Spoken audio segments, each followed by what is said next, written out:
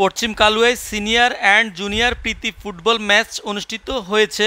শুক্রবার বিকেল 4 ঘটিকার সময় লীলামাঠ আদর্শ উচ্চ বিদ্যালয়ের মাঠে এই প্রীতি ম্যাচটি অনুষ্ঠিত হয়। এর আগে প্রীতি ফুটবল ম্যাচটি প্রধান অতিথি হিসেবে উদ্বোধন করেন সাবেক উপজেলা বিএনপির সাধারণ সম্পাদক ও সাবেক 2 নং নদনা ইউনিয়ন পরিষদের চেয়ারম্যান মোহাম্মদ কুতুবউদ্দিন সানি। উক্ত অনুষ্ঠানে সভাপতিত্ব করেন সাবেক 2 নং নদনা ইউনিয়ন বিএনপির ভারপ্রাপ্ত সাধারণ সম্পাদক শহীদুল্লাহ রাজন। এ সময় বিশেষ অতিথি হিসেবে উপস্থিত ছিলেন সোনাইমুড়ি উপজেলা যুবদলের সিনিয়র যুগ্ম আহ্বায়ক মোহাম্মদ ওমর শরীফ সোহাগ, 8 নং ওয়ার্ড বিএনপির সাধারণ সম্পাদক আবু নাসের, বিশিষ্ট সমাজসেবক কবির হোসেন। এ সময় আরও উপস্থিত ছিলেন প্রীতি ম্যাচ পরিচালনা কমিটির সদস্য রিপন, পয়সাল, এমুল কায়ের, পাহাদ, মোহাম্মদ ইউনুস, ওমর, রবিন সহ প্রমুখ ব্যক্তিবর্গ এই সময় উপস্থিত ছিলেন। উল্লেখ্য, প্রীতি ম্যাচটিতে সিনিয়ররা 3-1 গোলে জুনিয়রদেরকে পরাজিত করেন।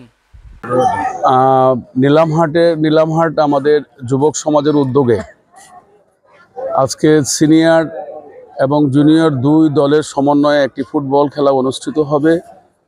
সেই ফুটবল খেলা অনুষ্ঠিত হওয়ার কথা শুনে আমি ঢাকা না গিয়ে এখানে সময় দেওয়ার জন্য অপেক্ষা করেছি। এই কারণে করেছি, আমি চাই আমাদের এই সমাজের আমাদের সন্তানরা, আমাদের এই সমাজের সন্তান যারা আছেন, আপনাদের মাধ্যমে দেশের উন্নতি সাধিত হবে আমরা মনে করি।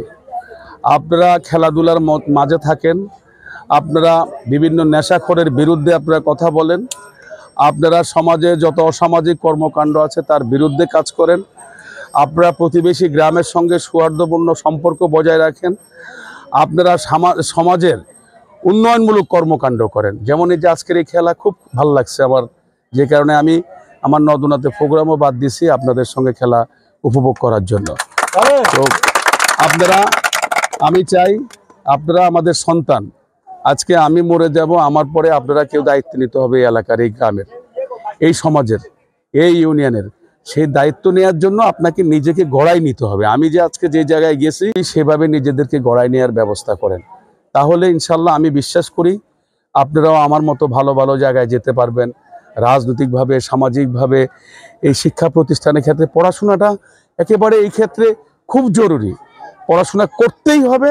নিজেরা যারা নষ্ট হয়েছেন, বাকি যাতে কেউ নষ্ট না হতে পারে, এদেরকে স্কুলমুখী করেন। আপনি আসতে পারেন না স্কুলে, আপনার সন্তানকে স্কুলমুখী করেন।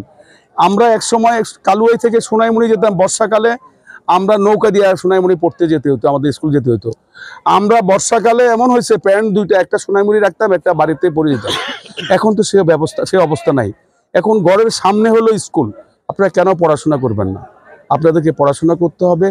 এবং আমি সব সময় আপনারা যত ভালো কাজ করবেন, সকল ভালো কাজের পক্ষে আমি আপনাদের সঙ্গে থাকব। জসিমউদ্দিন রাজ, রাজ টিভি 24, লীলামহাট, সোনাইমুড়ি, নোয়াখালী।